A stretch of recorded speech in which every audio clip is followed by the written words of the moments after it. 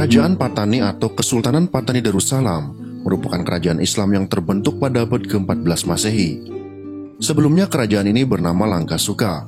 Pada awalnya Langkasuka adalah kerajaan Hindu, namun pada masa kejayaan Sriwijaya wilayah ini berubah coraknya menjadi Buddha.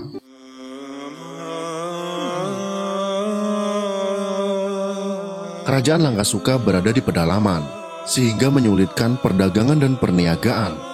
Oleh sebab itu, Piatuk Nakpa atau Sultan Ismail Shah memindahkan ibu kota kerajaan Langkasuka ke pesisir pada abad ke-14 Masehi. Ia adalah raja yang pertama kali memeluk Islam dan orang yang membuka negeri Patani. Kerajaan Patani bertambah maju perniagaannya dikarenakan memiliki letak yang strategis dan memiliki alam yang sangat mendukung. Pelabuhannya membuat kapal-kapal yang datang terlindungi dari ombak dan angin.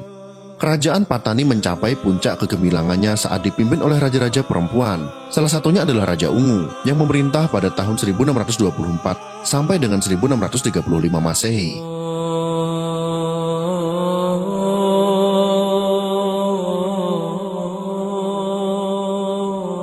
Patani terletak di Thailand Selatan dan secara geografis cukup strategis. Kantong-kantong Muslim berada di kawasan Thailand terdapat di Provinsi Patani, Yala, Satun, Narathiwat, dan Songkhla.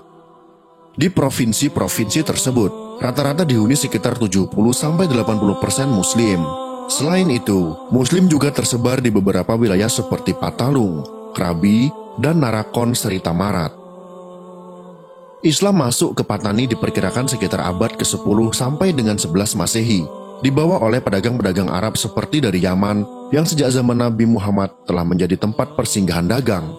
Mereka diberi gelar Khaek oleh penduduk asli Thailand, yang berarti pendatang atau orang yang datang menumpang. Sementara itu, proses konversi agama penduduk Patani berlangsung sejak abad ke-12 sampai 15 Masehi. Menurut Hikayat Patani, Syekh Said dari Pasai yang mengislamkan Raja Patani juga ditugaskan untuk mengajarkan Islam di sana. Kedatangan Islam membawa banyak perubahan dalam aspek pemikiran, kebudayaan, bahasa, pendidikan, dan politik. Meskipun demikian, kegiatan lain yang berbau bid'ah dan khurafat masih dilakukan, sehingga budaya sinkretisme masih melekat kuat. Setelah berkembangnya Islam di Patani, maka pelabuhan Patani mampu menarik perhatian saudagar-saudagar dari timur seperti Jepang, Cina, Siam, dan Kepulauan Melayu lainnya. Pelabuhan Patani semakin maju setelah pada tahun 1511 Malaka jatuh ke tangan Portugis. Sejak itu para pedagang dari Eropa mendatangi Asia Tenggara, terutama Kepulauan Melayu, termasuk Patani. Kondisi ini turut merangsang pertumbuhan ekonomi penduduk Patani. Pada tahun 1516, Patani menerima kunjungan kapal perniagaan Portugis yang pertama kali dengan seizin Sultan. Hal ini menandai awal perniagaan bangsa Eropa di Patani.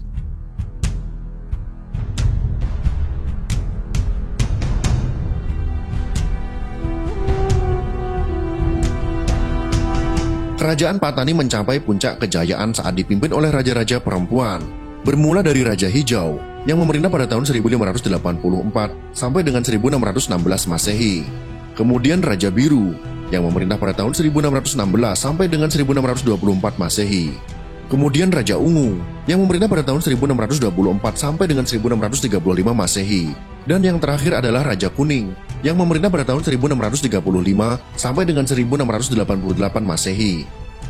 Pada awalnya, Patani dipimpin oleh seorang raja pria, namun terjadi peristiwa pembunuhan yang melibatkan anggota pewaris tahta kerajaan Patani. Saat itu Raja Patani tidak meninggalkan keturunan laki-laki, maka akhirnya perempuan pun dipilih menjadi raja.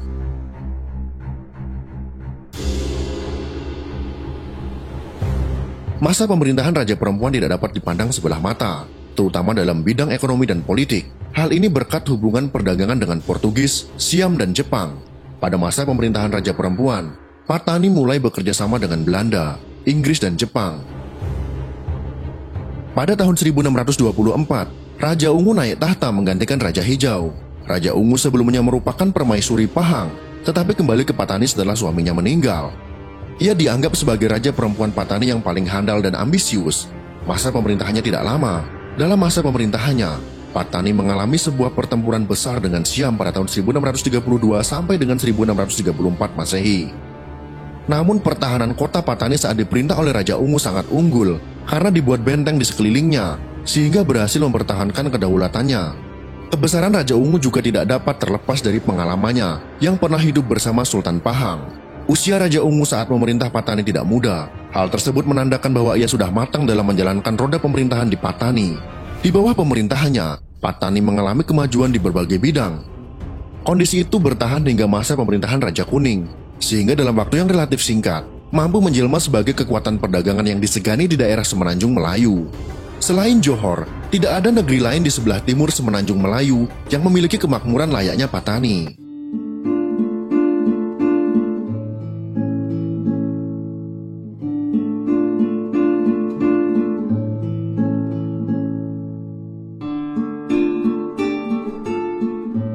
Kerajaan Patani memasuki fase keruntuhannya pada akhir abad ke-17. Saat itu Raja Kuning yang telah berusia lanjut memilih mundur dari pemerintahan dan berlindung di kota Jimbal, yang saat itu dipimpin oleh Sakti Satu Indra atau Long Betong, seorang Raja Patani Lentang. Di kota tersebut, Raja Kuning menghembuskan nafas terakhir, sekaligus menandai berakhirnya keturunan Sariwangsa dari pendiri Patani, yaitu Payatunakpa. Setelah kematian Raja Kuning, pemerintahan Patani kemudian diteruskan oleh keturunan dari Raja-Raja Kelantan, sekaligus menandai dimulainya kepemimpinan dinasti Kelantan. Pada masa awal 3 Raja Kelantan, yaitu Raja Bakar, Raja Mas Kelantang, dan Sultan Muhammad, kondisi Patani relatif aman karena kerajaan Siam Thailand sedang disibukkan oleh serangan Burma pada tahun 1767 sampai dengan 1776 Masehi. Akan tetapi kerajaan mengalami kemunduran di bidang perdagangan karena hanya didominasi oleh pedagang dari Asia. Setelah periode perang antara Burma dan Siam berakhir, Raja Muda Siam mengutus utusan ke Patani. Namun Sultan Muhammad telah memutuskan untuk menolak segala usaha yang dilakukan oleh Siam. Penolakan itu memancing peperangan langsung antara kedua kerajaan. Namun karena persiapan kurang matang dan persenjataan yang kurang baik, maka Patani pun berhasil dikalahkan pada tahun 1789 Masehi. Setelah itu, Undang-Undang Kesultanan diganti dengan Perundang-Undangan Siam dan diangkat pula seorang sultan bernama Tengku Lamidin menggantikan Sultan Muhammad. Meskipun telah menjadi Raja Patani, tetapi Sultan Lamidin tetap memiliki rasa nasionalisme terhadap tanah kelahirannya. Oleh karena itu, ia mengirimkan utusan kepada Raja Anam, yang saat ini kita kenal dengan Vietnam, untuk bekerja sama melawan Siam. Sayangnya, surat yang seharusnya dikirim kepada Raja Anam justru diberikan kepada Raja Siam.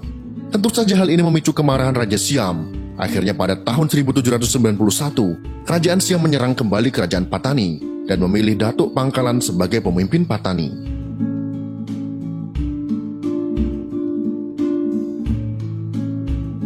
Akan tetapi, Datuk Pangkalan juga melakukan pemberontakan.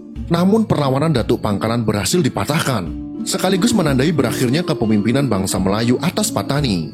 Untuk mencegah pemberontakan, Kerajaan Siam akhirnya menempatkan orang Siam bernama Nai Kwan Sai sebagai pemimpin Patani. Tidak hanya itu, pada perkembangan selanjutnya, Patani dipecah menjadi 6 wilayah yang masing-masing memiliki pemimpin. Ini adalah salah satu usaha Siam untuk memecah belah persatuan Patani. Sejak jatuhnya Kerajaan Patani, pemerintah Siam menerapkan beberapa kebijakan yang merugikan Muslim Patani. Pada dasarnya, kebijakan-kebijakan itu bertujuan untuk menggantikan identitas kultural dan agama orang Melayu Patani dengan identitas kultural Siam yang berlandaskan Buddhisme.